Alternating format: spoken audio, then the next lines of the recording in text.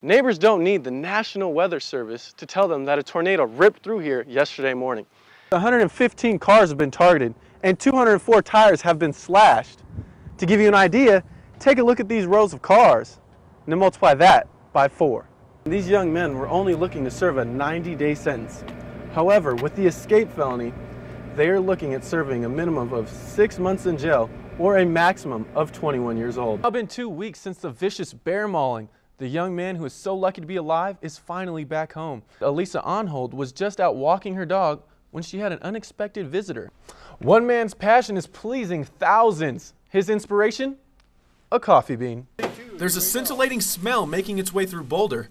For that, we have Jerry Larry to thank. I enjoy listening to the beans as they're tumbling in the roaster. I enjoy smelling it as it gets warmer. I enjoy drinking it afterwards once it's been cooled and brewed. Jerry has a passion for roasting coffee beans. I started in March of '03. He's a master roaster at the Unseen Bean. And our logo features my guide dog sniffing a steaming cup of coffee. The Unseen Bean? That seems like a strange name. Jerry Larry is legally blind. I've been blind since I was born. I was a premature birth back in the early 50s.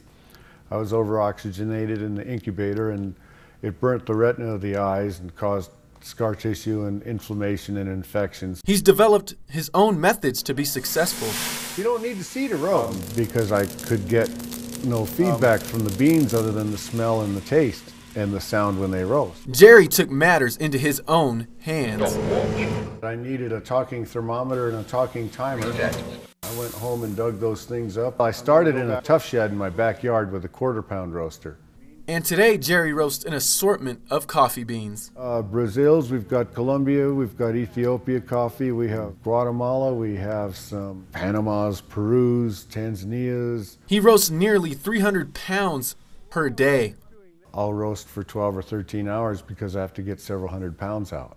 Looking back on his accomplishments, I would say it's something like starting a family. It's a good feeling to watch something grow. As the sweet smell grows with every batch, we're leaving no bean unseen. At the Unseen Bean, I'm Xavier Walton. The Edwards family is counting their blessings after a tornado hit early Sunday morning. Well, they're lucky to be alive. They lost everything. Winds up to 80 miles per hour stormed through the Greenwood Colony area, tearing down trees and ripping the roof off the Edwards house. Neighbors don't need the National Weather Service to tell them that a tornado ripped through here yesterday morning. Now, if you take a look at this 10-foot limb as it cut through this screened-in porch. I thought the window in the bedroom, broke. But apparently that's when that limb went through the porch. The Edwards family isn't looking at what they lost. They're looking at what they still have. It could have been worse. My parents could have been, when the roof came off, they could have been sucked up in with it, and then they wouldn't be here either. Counting the blessings here in Marysville, I'm Xavier Walton, ABC 6 on your side. This isn't your typical summer holiday. It's full of extreme jumps that could lead to a few bruises and bumps.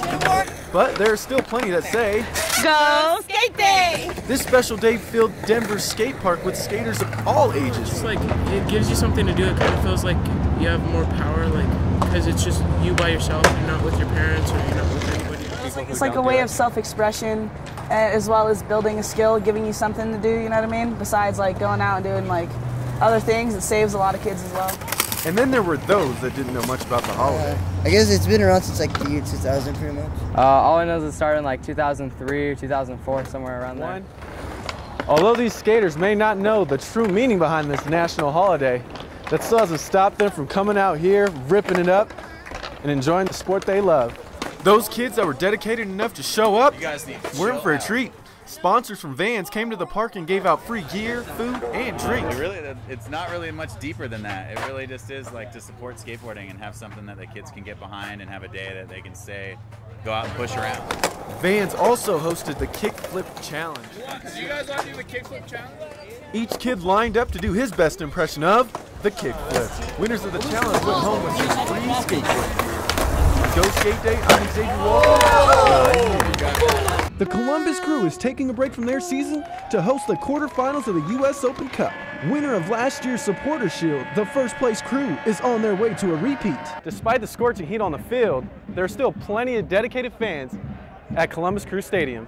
David Davis has had season tickets for the past 3 years, and he is a rabid Crew fan, and the only thing that keeps me away is vacation or sickness. Players took the field water in hand. Some fans took a different approach. I drank a couple of beers. And that has medics concerned. We're looking for anyone that is getting a little dehydrated. Medics say beer doesn't count as a liquid. They recommend water, water, water. One fan did need the medics' assistance, but that didn't keep the crew from cruising on to the U.S. Open Cup semifinals.